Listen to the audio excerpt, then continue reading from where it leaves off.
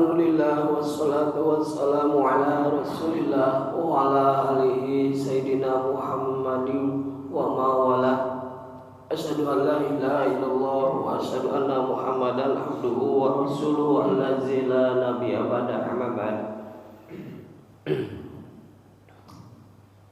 Hadirin jamaah yang dirahmati Allah Subhanahu wa taala, mengawali diskusi kita semua pada pagi hari ini.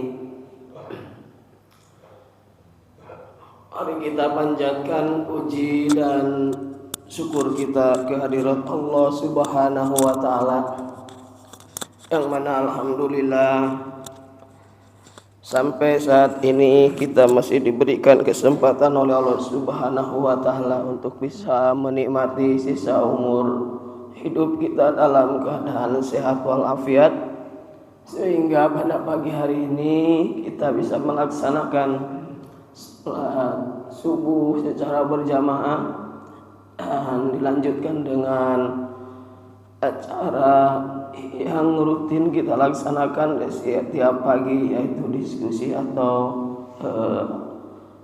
kajian. Semoga semua yang kita lakukan ini menjadikan amal ibadah di hadapan Allah Subhanahu wa taala. Amin ya Allah ya rabbal alamin. Salawat beserta salam semoga Allah Subhanahu wa taala curah limpahkan ke baginda tercinta Nabi besar Muhammad sallallahu alaihi wasallam, beserta keluarganya, para sahabatnya, para tabi'in tabi'atnya sampai kepada umatnya, termasuk kita semua yang hadir pada pagi hari ini. Semoga kita bisa mendapatkan syafaatul hurmati yaumil jazakala. Amin ya Allah ya rabbal alamin.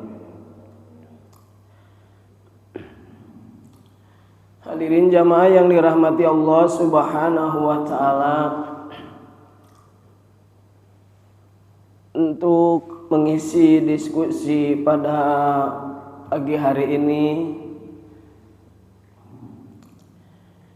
ada sedikit kisah yang sangat menarik, yang mana kisah ini terdapat di dalam kitab Nurratun Nasihin, di mana diceritakan Rasulullah Shallallahu Alaihi Wasallam mengingatkan kepada Siti Aisyah radhiyallahu anha, di mana Siti Aisyah radhiyallahu anha mendapatkan pesan daripada Rasulullah Shallallahu Alaihi Wasallam. Namun sebelum kamu melanjutkan apa yang ada di dalam kisah tersebut, yang mana kisah ini terdapat di dalam kitab Nurratun Nasihin. Nurratun Nasihin ini adalah ditulis sekitar 13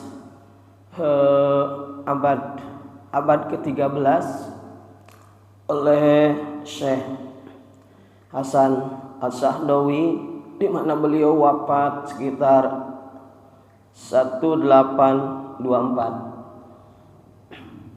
Masehi. Hadirin jamaah yang dirahmati Allah Subhanahu wa taala, sebagai kita ketahui bahwa agama Islam ini telah Allah sempurnakan melalui utusannya, yaitu Kanjeng Nabi Muhammad sallallahu alaihi wasallam, sehingga di dalam kehidupan ini telah diatur sedemikian rupa. Di antara ajaran yang Allah Subhanahu wa taala sampaikan kepada Rasulullah sallallahu alaihi wasallam, dan di antara nikmat yang perlu kita syukuri adalah nikmat tidur. Nikmat tidur ini adalah bagian daripada salah satu nikmat yang diberikan oleh Allah Subhanahu wa taala. Betul ya Pak? Nikmat tidur ini adalah bagian daripada nikmat yang diberikan oleh Allah Subhanahu wa taala kepada kita semua. Sehingga banyak orang yang tidak bisa tidur bahkan sampai berhari-hari sehingga menghabiskan biaya untuk berobat agar bisa tidur. Kalau kita gampang, Pak. Seorang muslim kalau gak bisa tidur datang aja hari Jumat ke masjid, dengerin khutbah, baru duduk aja udah ngantuk. Iya Pak, tidur Pak, gak usah berobat ke dokter. Di rumah gak apa-apa kita, seger badan. Datang ke masjid baru aja tahiyatul masjid, baru aja protokol memberikan sambutan, itu udah gak inget udah komat. Pas berdiri gak bisa berdiri pula, kakinya lumpuh, kesemutan. Makanya nikmat tidur ini adalah nikmat yang sangat luar biasa yang diberikan oleh Allah Subhanahu wa taala kepada kita semua. Sehingga ketika kita bangun tidur maka diajarkan untuk berdoa, memuji kepada Allah Subhanahu wa taala. Apa doanya? Alhamdulillahilladzi ahyana ba'dama amatana wa ilaihi nusur. Itu aja sebetulnya doa ya, udah hafal kita, tapi kadang-kadang kita mengamalkannya susah Pak ya. Betul Pak ya. Apalagi lagi tidur enak-enak, kita kebangunin gara-gara pingin pipis. Betul Pak ya. Lupa, langsung aja berangkat itu.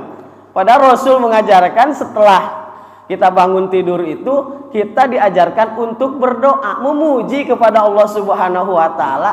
Tidur ini adalah gambaran orang yang meninggal gitu kan. Alhamdulillahilladzi ahyana ba'dama amatana wa ilaihi nusur. Itu salah satu pujian. Hadirin jamaah yang dirahmati Allah Subhanahu wa taala. Kembali ke pembicaraan awal bahwa ada salah satu pesan Rasulullah Shallallahu Alaihi Wasallam kepada istrinya Aisyah radhiyallahu anha, di mana Rasulullah Shallallahu Alaihi Wasallam berpesan kepada Aisyah, ya Aisyah, la tanam, jangan kamu tidur hatta taj'alil arba'ata asya, sehingga kamu melakukan 4 hal. Melakukan empat hal. Yang pertama, la tanam hatta tahtatim al-Quran. Janganlah engkau tidur sebelum kamu mengkhatamkan. Yang kedua, janganlah kamu tidur sebelum para nabi memberikan syafaat kepadamu kelak di yaumul akhir. Janganlah kamu tidur sebelum seluruh manusia muslim muslimat merasakan ridho kepadamu. Yang keempat, janganlah kamu tidur sebelum melaksanakan haji dan umroh. Setelah Rasul menyampaikan itu, lalu Rasulullah SAW melanjutkan sholatnya, dan Siti Aisyah masih ada di situ menunggu Rasulullah SAW selesai melaksanakan sholatnya, karena beliau ingin menanyakan kepada Rasulullah SAW. Sehingga selesailah sholatnya Rasulullah SAW. Lalu Siti Aisyah menanyakan, ya Rasulullah SAW, demi ayahku dan ibuku, kata Siti Aisyah, bagaimana mungkin saya ini bisa melaksanakan yang 4 hal tersebut di dalam waktu ini? Belum siap untuk melaksanakan yang 4 hal itu. Lalu Rasulullah SAW tersenyum. Rasulullah SAW tersenyum dan menjawab apa pertanyaan daripada Siti Aisyah. Lalu Rasulullah Shallallahu Alaihi Wasallam menjawab, jika kamu ingin mendapatkan pahala daripada bacaan seluruh ayat suci Al-Quran, maka bacalah surah Al-Ikhlas. Bapak, maka di sini dijelaskan bagaimana fadilah atau keutamaan atau keunggulan daripada surah Al-Ikhlas. Maka kamu bacakanlah surah Al-Ikhlas sebanyak 3 kali. Maka kamu akan mendapatkan pahala seperti kamu membaca seluruh 30 ayat surah ayat Al-Quran. Jadi kalau kita membacakan surah Al-Ikhlas 3 kali sebelum tidur, maka seolah-olah kita telah menghatamkan Al-Quran. Artinya kita akan mendapatkan pahala seperti kita membaca Al-Quran dari mulai surah Al-Fatihah sampai surah An-Nas. Luar biasa Pak, kecerdasan. Maka perlu cerdas kita ini. Ada salah satu kisah yang menyatakan, jika orang tidak mampu untuk melaksanakan tahajud tengah malam, susah bangun tengah malam, maka Rasulullah mengajarkan, maka sholatlah kamu sebelum zuhur 4 rakaat, maka pahalanya adalah sebanding dengan kamu melaksanakan sholat malam. Bagi orang yang malas bangun malam, gak bisa ini mah, udah diusahakan bangun malam kesiangan melulu, gitu kan, kesiangan melulu. Bagaimana agar bisa mendapatkan pahala dari sholat malam, seluruh malam? Maka kata Rasul, kamu jangan lupa, jangan tinggalkan salat sunnah 4 rakaat sebelum zuhur. Maka pahalanya sama seperti melaksanakan sholat di seluruh malam itu, di tahajud, apa itu semua aktivitas malam-malam itu akan mendapatkan pahala, sama pahalanya. Nah ini juga sama Pak.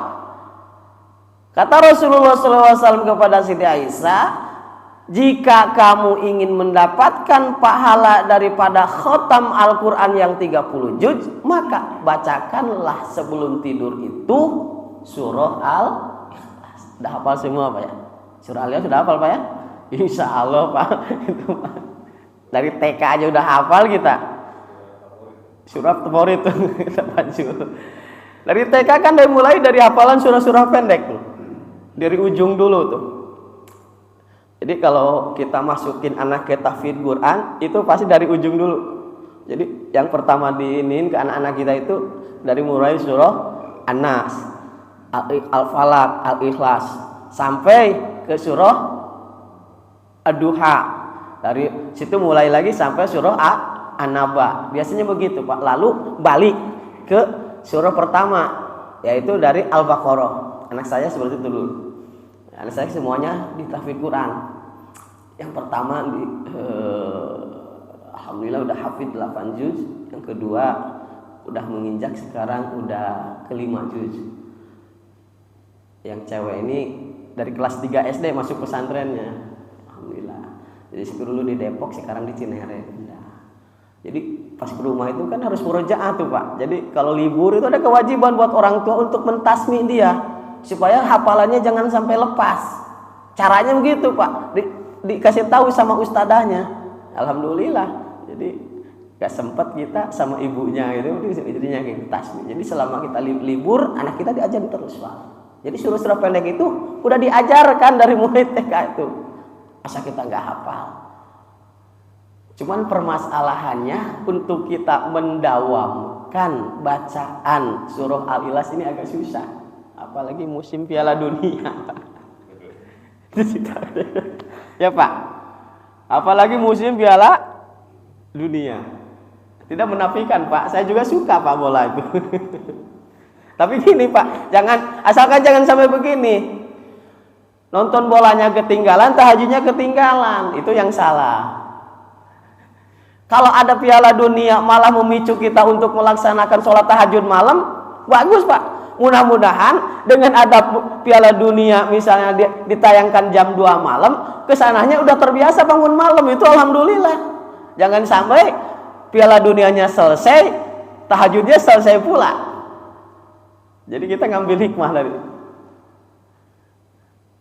Kalau udah biasa bangun jam 2 malam Pak, kebetulan ada Piala Dunia, sholat dulu, baca Quran dulu, baru jangan dinomor satukan Piala Dunianya.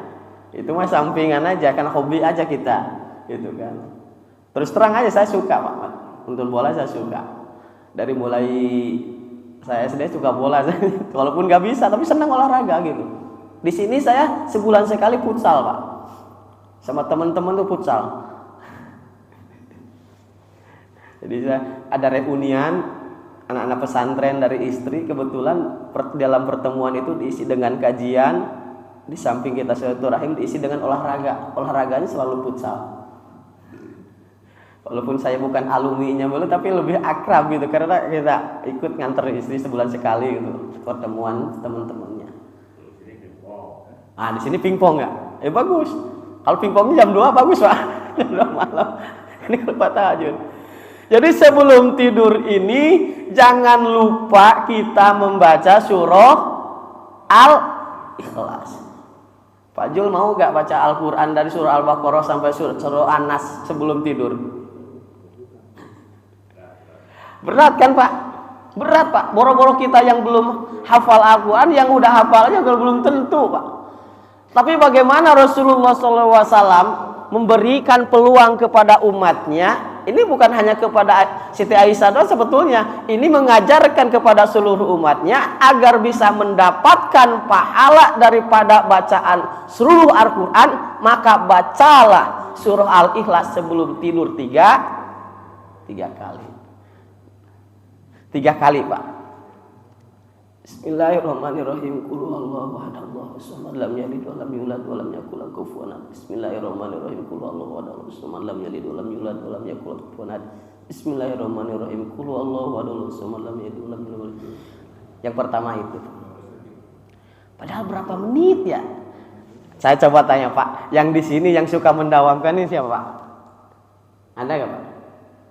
Jangan-jangan saya keduluan malah kalah sama bapak-bapak ya. Ada Pak? Lupa. Padahal saya yakin ini udah tahu Pak pahala daripada surah Al-Ikhlas ini. Pantesan ada salah satu keterangan, manijdada ilman walam yajda huda lam yajad minallahi ta'ala illa buda. Barang siapa yang tambah-tambah ilmunya, tapi ilmunya tidak menjadikan hidayah kepada dirinya, lam yajda minallahi ta'ala illa budak, maka orang tersebut bukan semakin mendapatkan rahmat daripada Allah, maka makin jauh daripada rahmat Allah. Maka ilmu walaupun sedikit adalah amalkan. Ketika kita sudah hafal tapi kita tidak amalkan, tidak menjadikan hidayah kepada diri kita untuk bisa menambah amal kebaikan, kata Rasulullah SAW, manizdada ilman walam yajda huda lam yajda minallahi ta'ala illa budak. Tambah ilmu, tambah wawasan, tetapi tidak tambah pengamalan, maka bukannya dekat dengan rahmat Allah, bukan mendapatkan rahmat Allah, malah akan mendapatkan azab daripada Allah Subhanahu wa ta'ala. Kabura maktan indallahi an taqulu ma la taf'alun. Yang paling berat azab Allah adalah bagi dai Pak, bagi penceramah Pak, bagi mubalik Pak, yang biasa menyampaikan hukum, atau bagi penegak hukum. Misalnya di kalangan KPK misalnya, nyuruh orang lain jangan berkorupsi, tapi dia sendiri korupsi. Kabura maktan indallahi an taqulu ma la taf'alun. Seorang penegak hukum, kepolisian melarang kepada yang lain, kepada rakyatnya untuk tidak berbuat maksiat misalnya, tapi dia langgar sendiri. Melanggar pembunuhan, dia membunuh sendiri. Kabura maktan indallahi an taqulu ma la taf'alun. lebih berat. Dia udah tahu hukum tapi dia langgar gitu Pak. Lebih berat azab daripada Allah Subhanahu wa taala. Maka mudah-mudahan kita tahu ilmu fadilah, keutamaan. Kita diberikan hidayah oleh Allah Subhanahu wa taala, diberikan kemampuan untuk bisa mengamalkan di dalam hidup dan kehidupan kita. Di antaranya sebelum tidur kita bisa membacakan secara dawam, secara kontinu, secara terus menerus kita membacakan surah Al-Ikhlas minimal 3 kali. Yang kedua kata Rasulullah Shallallahu Alaihi Wasallam, jika kamu ingin mendapatkan atau mintalah ampunan kepada Allah Subhanahu wa taala untuk orang-orang yang beriman. Ikhwanu fillah, saudara-saudara kita yang beriman di dalam agama Allah, maka niscaya seluruh kaum muslimin muslimat baik yang masih hidup atau yang telah meninggal akan ridho kepada kita. Maka diajarkan kita untuk selalu saling mendoakan. Jadi kita ini makhluk sosial Pak, yang sama-sama saling membutuhkan. Si kaya butuh dengan si miskin butuh dengan si kaya. Yang kuat butuh dengan yang lemah butuh dengan yang kuat. Rakyat butuh pemerintah butuh rakyat. Coba. Sampai mati pun Rasulullah Shallallahu Alaihi Wasallam mengajarkan bahwa kita ini butuh pada doa orang lain. Doa anak udah pasti Pak. Doa anak udah pasti itu akan menjadikan amal jariah bagi kita semua. Tetapi bagi kita ikhwanu fiddin, saudara seagama, maka kita dianjurkan untuk meminta ampunan untuk saudara-saudara kita, maka niscaya kata Rasulullah SAW, saudara-saudara akan ridho kepada Roddu laki, kata Rasulullah SAW. Maka saudara-saudara kita akan ridho kepada kamu, kata Rasulullah SAW kepada Aisyah. Hadirin jamaah yang dirahmati Allah Subhanahu wa taala, maka setiap khatib, bahkan itu termasuk daripada salat khutbah, maka khatib itu selalu berdoa, Allahumma ighfir lil muslimina wal muslimat wal mu'minina wal mu'minat al ahya'i minhum wal amwat. Begitu pentingnya kita saling mendoakan antara sesama manusia, antara sesama muslim muslimah, sehingga itu dijadikan sebagian daripada rukun di dalam khutbah. Sehingga kalau khatibnya khutbah tidak mendoakan, tidak membaca sholawat, maka tidak sah khutbahnya. Karena Rasul mengajarkan seperti itu. Maka sebelum tidur kita berdoa, Allahumma ighfir lil muslimina wal muslimat wal mu'minina wal mu'minat al ahya'i minhum wal amwat. Doanya banyak apa aja. Yang penting intinya adalah kita saling bisa mendoakan ke saudara kita seagama sebelum tidur. Cuman di sini saya baca di hadisnya itu entah berapa kali di sini nggak diceritakan. Beda kayak surah Al-Ikhlas. Kalau di surah Al-Ikhlas salah samarroh adalah 3 kali. Kalau di ini mau berdoa mungkin 1 kali sudah cukup. Sebelum tidur kita membacakan, mendoakan, atau tidak bisa dengan bahasa Arab, gak apa-apa dengan bahasa kita yang kita miliki. Kalau orang Jawa ya dengan bahasa Jawanya, kalau bahasa Sunda, orang Sunda ya dengan bahasa Sundanya. Kalau misalnya orang Inggris dengan bahasa Inggrisnya, nggak mesti dengan bahasa Arab. Yang penting intinya mendoakan Allah. Untuk orang Sunda, hampura dulur-dulur kami anu seagama, kaum muslimin muslimat, lalaki awewe, gitu kan. Cek orang Jakarta, ampunilah saudara-saudara kami, baik yang muslim atau muslimat atau yang hidup atau yang telah meninggal. Cukup itu Pak. Rodu, kata Rasulullah SAW, laki. Maka semua umat muslim akan ridho kepadamu Aisyah.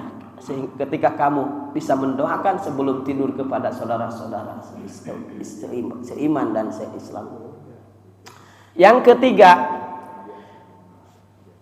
jika kamu ingin mendapatkan syafaat daripada kami dan nabi-nabi sebelumnya, kata Rasulullah SAW, maka bersolawatlah. Jadi yang ketiga adalah kita Rasulullah SAW menitipkan pesan kepada Siti Aisyah agar sebelum tidur itu selalu bersolawat. Yang pendek-pendek aja solawatnya. Allahumma sholli ala Muhammad wa ala ali Muhammad, cukup. Mau pakai Sayyidina, monggo. Allahumma sholli ala Sayyidina Muhammad wa ala ali Sayyidina Muhammad, cukup sih. Di sini nggak dicantumin juga, Pak. Tapi katanya kalau saya lihat itu di terjemahan ulama itu 3 kali, Pak. Tapi secara hadisnya yang salah samaro itu sebetulnya di Al-Ikhlas ini. Sholawat sama mendoakan itu di situ hanya mendoakan kaum muslimin wal muslimat dan bersolawat. Solawatnya bebas. Yang penting banyak solawat itu, Pak. Intinya bersolawat kepada Nabi Muhammad SAW dan keluarga Nabi. Allahumma sholli ala Sayyidina Muhammad wa ala ali Sayyidina Muhammad.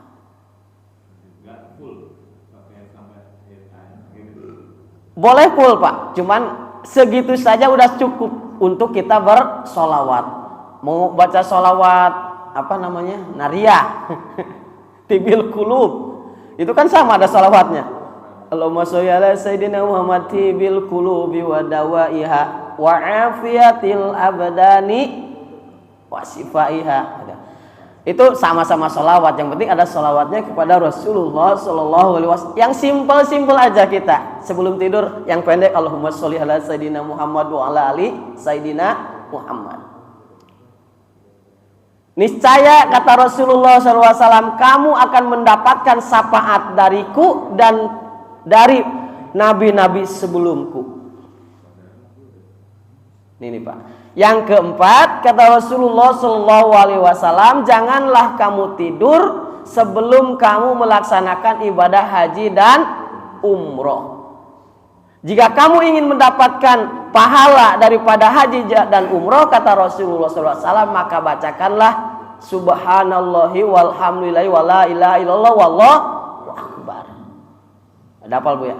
Isi daripada itu adalah tasbih, tahmid, tahlil. Isinya itu aja sebetulnya. Subhanallahi walhamdulillahi wala ilaha illallah wallahu akbar. Jadi baca surah Al-Ikhlas 3 kali, mendoakan saudara-saudara kita, ikhwan fillah, bersolawat kepada Nabi dan baca subhanallahi walhamdulillahi wala ilaha illallah wallahu akbar, artinya tasbih, tahmid, tahlil. Takbir. Ya. La ilaha illallah wallahu akbar, takbir. 4 isinya tuh. Itu pahalanya kata Rasulullah SAW sama seperti kita berangkat melaksanakan ibadah haji dan umroh. Kita sudah mampu haji, alhamdulillah. Kita sudah mampu umroh, alhamdulillah. Kan tidak ada salahnya kita, walaupun kita tidak berangkat haji lagi, tidak berangkat umroh lagi, tapi kita mendapatkan pahala sebanding dengan melaksanakan ibadah haji dan umroh dengan membacakan apa? Yang tadi, tahlil, tahmid, tasbih, takbir sebelum tidur. Takbir. Subhanallahi walhamdulillahi wala ilaha illallah wallahu akbar. Ini luar biasa, Pak. Nah, inilah salah satu kisah yang diceritakan di dalam kitab Durratun Nasihin. Ada 4 pesan yang disampaikan Rasulullah SAW kepada Siti Aisyah. Sebelum tidur, jangan lupa membacakan surah Al-Ikhlas 3 kali agar dia mendapatkan pahala daripada bacaan seluruh Al-Quran. Yang kedua, jangan lupa dia mendoakan saudara-saudara yang seiman, muslimin, muslimat. agar muslim-muslimat ridho kepada kita. Yang ketiga adalah bersolawat kepada Nabi agar kita mendapatkan syafaat kelak daripada Nabi Muhammad Sallallahu Alaihi Wasallam. Yang keempat, kita membacakan tahlil, tahmid, tasbih dan takbir agar kita mendapatkan pahala seperti pahala haji dan umroh. Ini luar biasa, Pak. Ini aja kita amalkan. Udah hafal kok semua. Al-Ikhlas sudah hafal, sholawat sudah hafal, doanya udah hafal, tahlil, tahmidnya, tasbih, takbirnya udah hafal. Tinggal mengamalkannya sebelum tidur. Jangan lupa, insya Allah.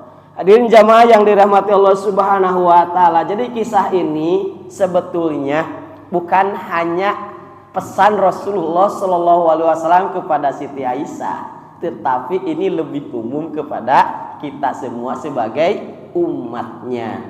Jadi kita sebagai umatnya, kalau kita mengakui cinta terhadap Rasulullah Shallallahu alaihi wasallam, maka kita harus sanggup melaksanakan apa yang telah disampaikan oleh Rasulullah SAW, termasuk kisah seperti ini, kisah yang disampaikan kepada Siti Aisyah.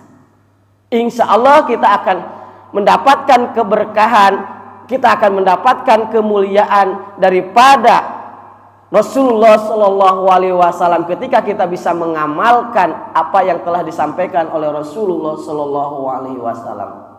Hadirin jamaah yang dirahmati Allah Subhanahu wa taala. Masih lama ini, Pak? 20? Lama pula ini. Tadi yang doa apa, Pak? Yang mendoakan bacaannya. Oh, itu doanya banyak, Pak. Allahumma ighfir lil muslimin wal muslimat wal mu'minin wal mu'minat al ahya'i minhum wal amwat. Itu doa sebetulnya yang dibacakan setiap khotib itu bisa gitu. Banyak doanya sebetulnya. Intinya gini, intinya daripada doa, daripada kisah itu adalah kita harus selalu mendoakan kepada saudara kita sebelum tidur. Sebetulnya kita ini sudah cukup sebetulnya ilmu itu. Cuman yang lebih susah itu mengamalkannya itu, Pak. Mencari ilmu untuk mendapatkan ilmu itu susah, Pak. Tapi ada yang lebih susah, yaitu mengamalkannya. Ada salah satu kisah yang sangat menarik sahabat Rasulullah SAW. Namanya Malik bin Dinar, Pak. Malik bin Dinar ini adalah salah satu sahabat Rasulullah SAW. Beliau ini, Pak, tidak pernah menghafalkan satu ayat Al-Quran. Ditambah lagi hafalannya sebelum dia mampu untuk mengamalkan ayat yang dia hafal. Dia tidak pernah menambah hafalannya salah satu hadis sebelum dia mampu mengamalkan hadis yang sudah hafal. Misalnya hadis tadi dia hafalin lalu dia amalkan. Udah diamalkan lalu dia ngehafalin lagi. Itu adalah salah satu kebiasaan yang diamalkan oleh Malik bin Dinar, adalah salah satu sahabat Rasulullah SAW. Kita, aduh, luar biasa, Pak. Berat buat kita, Pak, ya. Berat, Pak, buat kita. Buat saya terutama, Pak. Buat saya terutama, Pak. Untuk mengamalkan satu kisah aja, tadi aja kita kadang-kadang dibaca, kadang-kadang enggak sebelum tidur. Kadang-kadang di depan TV kita mengangap aja. Tahu-taunya udah subuh. Itu, Pak. Padahal itu amalan yang sangat luar biasa. Mungkin, Pak, kalau kita dawam, mungkin kalau kita istiqomah untuk mengamalkan salah satu amalan yang disarankan oleh Rasulullah SAW, mungkin itu adalah amalan terbaik, salah satu amalan terbaik buat kita semua. Amalan yang lain kita coba aja, Pak, pahalanya luar biasa. Kita gak bisa membaca Al-Quran, seluruh Al-Quran. Disuruh setahun sekali aja di bulan Ramadan. Kadang-kadang khotam, kadang-kadang enggak. Pak Jul, kalau bulan puasa khotam berapa kali, Pak Jul? Sekali, ya. Alhamdulillah, Pak Jul. Ada yang 2 kali gak, Pak? Ada yang 3 kali, Pak. Itu setahun sekali, Pak. Bagaimana kita caranya agar setiap malam kita bisa mendapatkan pahala daripada khotam maka jangan lupa kita baca 3 kali, membaca surah Al-Ikhlas sebelum tidur. Monggo lah dikali Pak. Itu 3 kali. Kalau bapaknya bacanya 6 kali semalam, itu Pak. Cuman ini kan artinya bacaan yang diwasiatkan, diamanatkan oleh Rasul sebelum tidur ini Pak. Bukan bacaan di tempat yang lain atau di waktu-waktu yang lain Pak. Nah ini khusus. Misalnya ini pesan khusus. Boleh saja pahalanya mungkin beda Pak. Ini pahalanya, keutamaan membaca surah Al-Ikhlas sebelum tidur. Beda kalau baca surah habis sholat kan ada lagi itu Pak riwayatnya. Ini sebelum tidur kita bacakan surah Al-Ikhlas 3 kali dengan istiqomah, maka kata Rasulullah SAW akan diberikan pahala seperti mengkhotamkan Al-Quran 30 juz. 1 huruf aja pahalanya luar biasa.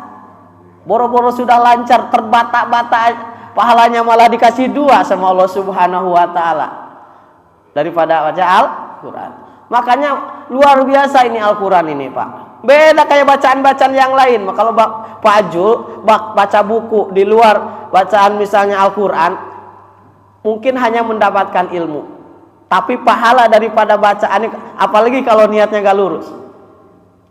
Kalau saya pribadi, ini ilmu umum, ilmu agama. Kalau saya bilang, semuanya ilmu umum dan ilmu agama sama akan mendapatkan pahala.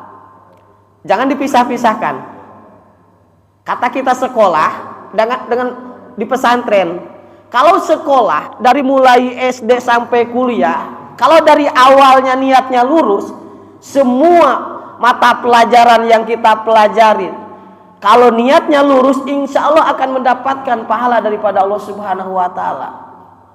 Dulu saya di kampung guru ngaji pernah, "Gak usah belajar matematika, gak dibawa mati." Kalau saya pribadi nggak seperti itu Pak. Kalau Bapak bisa ngitung dengan hitungan yang bagus, bisa mencerdaskan umat, sehingga di dalam zakat itu butuh matematik yang sangat luar biasa. Dari awal kita ingin cerdas, sehingga kecerdasan itu gunakan untuk mengangkat derajat agama Allah Subhanahu wa Ta'ala. Apakah belajar ilmu matematika itu tidak mendapatkan pahala? Benar Pak? Jangan dipisahkan Pak. Jangan. Yang penting kata Rasulullah SAW niatnya yang lurus. Walaupun kita berangkat ke pesantren, kalau niatnya gak lurus Pak, secara dohiriyah kasat mata mungkin itu adalah untuk menambah ilmu agama misalnya. Udah pasti akhiratnya. Belum tentu Pak. Belum tentu Pak. Kalau niatnya di sana ingin mendapatkan, ingin disanjung orang, ingin mendapatkan ilmu yang tinggi sehingga ingin dimuliakan sama sesama manusia, udah melenceng Pak. Secara ilmu tasawuf sudah gak ada itu pahalanya itu Pak. Sia-sia. Sia-sia di hadapan Allah Subhanahu wa Ta'ala. Maka ketika kita belajar ilmu umum atau ilmu agama, maka niatnya harus lurus. Kita masuk ke kuliah misalnya, mau jurusannya apa, harus lurus niatnya. Belajar ilmu kedokteran, niatnya ingin menolong orang, di samping kita mendapatkan keuntungan daripada itu, tapi niatnya harus lurus. Karena itu diperintahkan oleh Subhanahu wa Ta'ala. Dia bisa mengobati orang yang sakit, misal kita tolong, apakah nggak dapatkan pahala? Jangan terlalu komersial. Bagusnya itu kalau niatnya lurus. Kalau orang yang mampu bayar layani, apalagi orang yang yang tidak mampu bayar layani, yang tidak mampu yang mampu apalagi gitu. Niat yang lurus. Insya Allah semuanya akan mendapatkan pahala daripada Allah Subhanahu wa Ta'ala. Hadirin jamaah yang dirahmati Allah Subhanahu wa Ta'ala. Untuk mengakhiri diskusi pada pagi hari ini, saya berpesan terutama untuk diri pribadi, mudah-mudahan kita bisa mengamalkannya apa yang telah disampaikan oleh Rasulullah SAW kepada Siti Aisyah. Paling tidak kita bisa mendawamkan, bisa beristiqomah sebelum tidur kita bacakan adalah surah Al-Ikhlas 3 kali. Sebelum tidur kita bisa mendoakan saudara-saudara kita. Sebelum tidur kita minimal 1 kali kita bersolawat kepada Rasulullah SAW. Sebelum tidur kita bisa membacakan tahlil, tahmid, tasbih dan takbir agar kita bisa mendapatkan dari keseluruhan keutamaan seperti yang disampaikan oleh Rasulullah SAW kepada Siti Aisyah. Karena semakin tambah ilmu, harus semakin tambah pengamalan kita. Konsekuensinya semakin tambah ilmu tapi tidak tambah pengamalan, lam yazdad innallahi ta'ala illa bu'da. Kata Rasulullah SAW, maka bukannya dekat daripada rahmat Allah, tapi makin jauh daripada rahmat Allah Subhanahu wa ta'ala. Nauzubillah. Hadirin jamaah yang dirahmati Allah Subhanahu wa ta'ala, sebelum saya tutup, mungkin ada yang menambahkan atau koreksi, monggo diperbolehkan. Iya Pak Jo, monggo.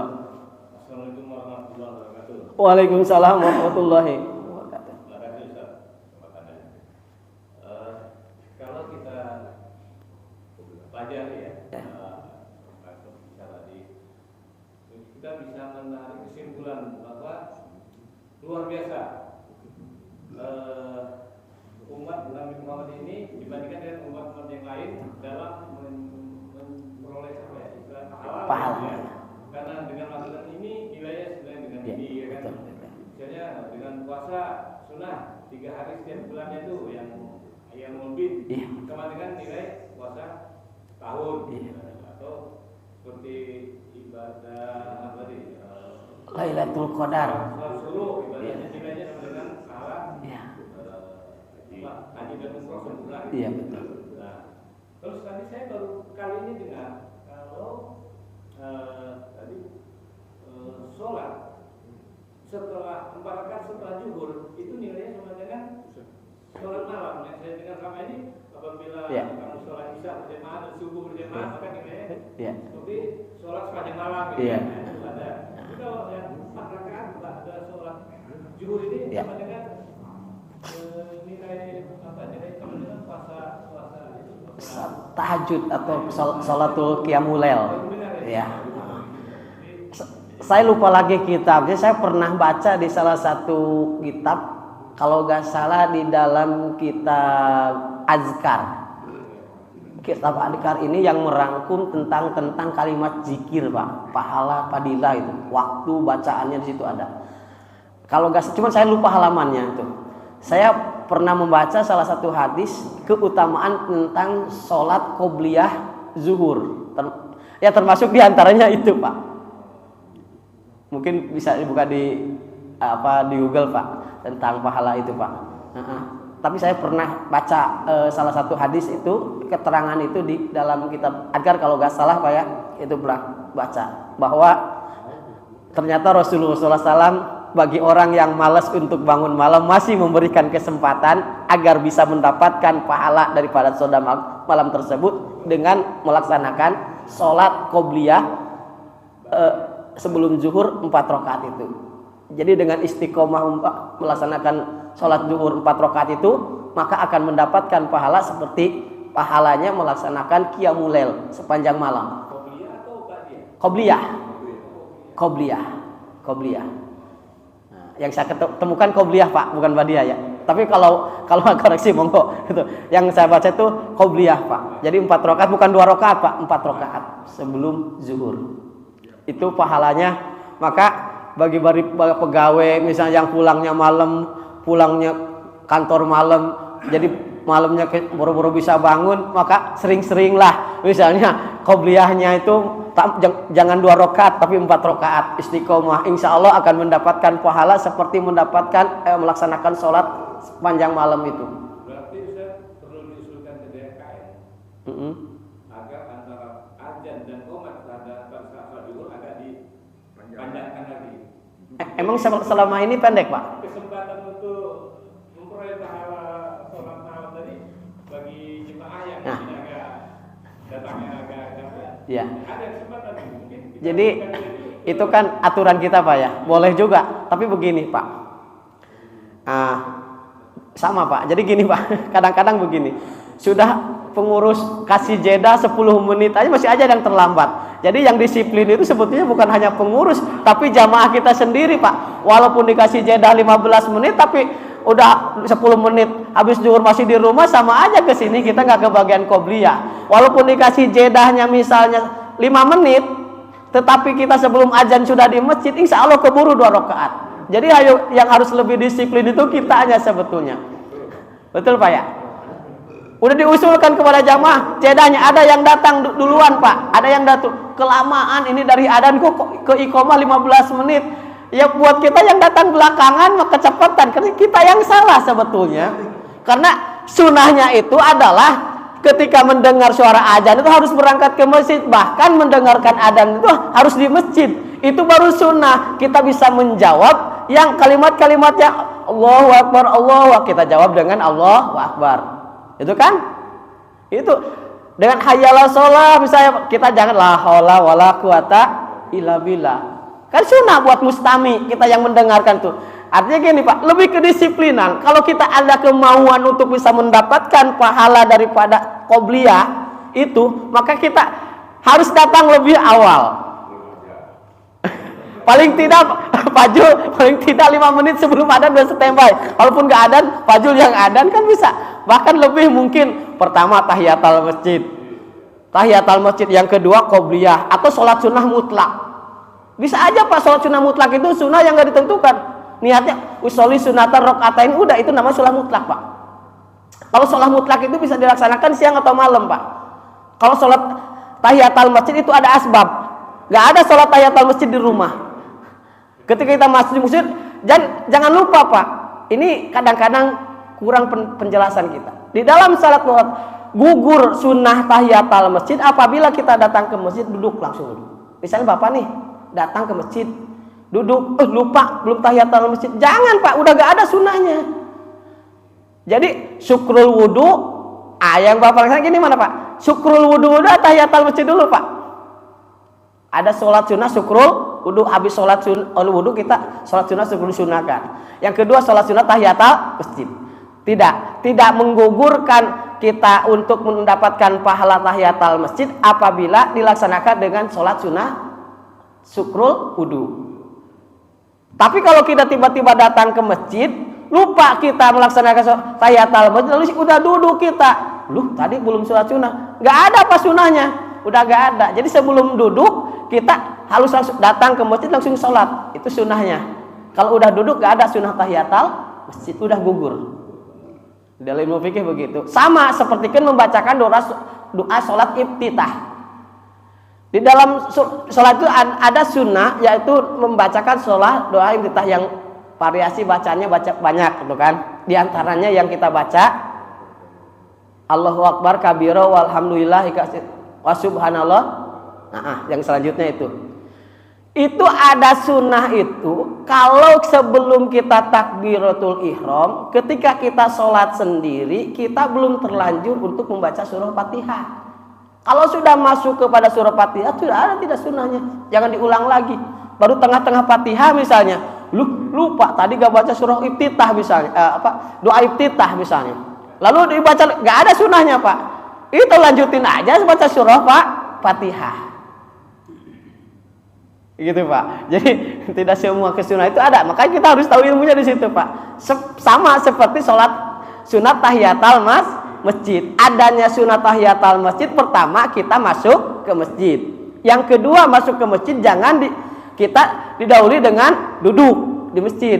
Jadi sebelum duduk kita sholat dulu, baru ada sunnah di situ. Jadi antara sholat syukur wudu dengan sholat tahiyatul masjid itu kalau kita di masjid gitu kan? Ya.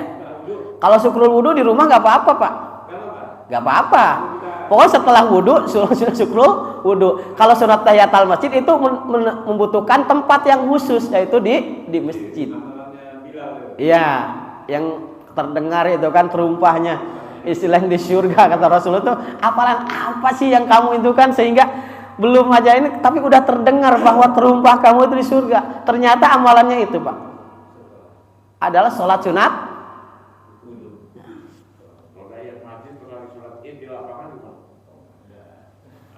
Itu istilah Pak. Itu hilafiah Pak. Hilafiyah Pak. Tahiyatul lapangan. Ya, hilafiyah Pak. Jadi ada ulama yang berpendapat setiap yang jadikan tempat sujud itu adalah masjid. Itu argumennya di situ Pak. Atau mungkin sholat mutlak jatuhnya. Sholat mutlak.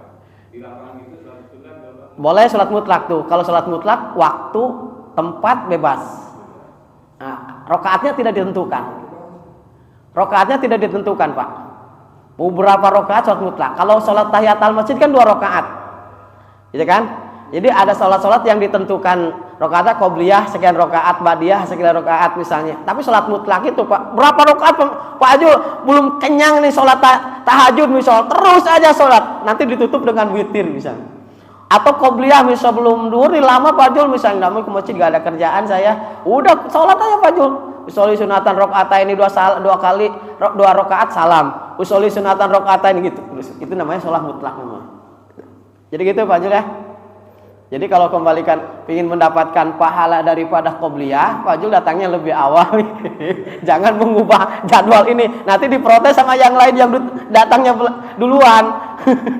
Kelamaan katanya 15 menit jedanya. Jadi lebih kita kedisiplinan. Jadi barangkali kita ingin mendapatkan, kita harus disiplin waktu. Sebelum azan kita udah di masjid agar bisa mendapatkan pahala qobliyah 2 rakaat seperti mendapatkan pahala adalah qiyamul lail. Mungkin itu ya. Kenapa? Masih ada koreksi Pak? Barangkali Pak? Tadi aja yang tadi misalnya kita sholat Jumat kan, misalnya kalau di gedung kadang-kadang di parkiran, misalnya kalau di situ kan di tempat apa, pusat gitu. Iya. Kalau kita itu berarti kita masjid ya. Iya, tahiyatul masjid. Boleh kita. Nah, saya bilang itu hilafiyah Pak. Tapi sebagai paham Syafi'iyah itu yang dinamakan masjid itu tertentu Pak. Jadi di luar masjid berarti gak ada sunnahnya tahiyatul masjid. Tapi ulama yang lain berpendapat setiap yang dijadikan tempat sujud itu adalah masjid. Sholat misal di lapangan, berarti itu nggak mesti kan, itu jadikan tempat sujud gitu. Kalau saya sih lebih ke pendapat adalah Syafi'i bahwa masjid itu adalah tempat tertentu yang mana tempat itu benar-benar terjaga. Misalnya kalau lapangan ada hewan, ada apa, kalau masjid gak ada. Gedung-gedung kan kadang tempat parkir bagi makan. Iya betul Pak, betul. Pakai koran Pak ya. Saat itu jadi. Iya. Syaratnya di masjid Pak. Jadi syaratnya di masjid. Ya sama aja kayak itu. Di luar tempat main pingpong. Lagi Jumatan jadi masjid. Iya. Insidental itu Pak. Saat itu jadi. Iya. Saat itu jadi masjid tapi tidak selamanya Pak. Udah cukup Pak ya? Ya Pak. Kalau mungkin udah cukup, hanya itu yang saya bisa sampaikan. Sebelum saya tutup, saya mohon maaf kepada jemaah. Mungkin dalam penyampaian banyak kesalahan, banyak kehilafan itu daripada kebodohan saya pribadi. Kepada Allah saya beristighfar. Sebelum kita tutup, marilah kita bacakan doa kafaratul majlis.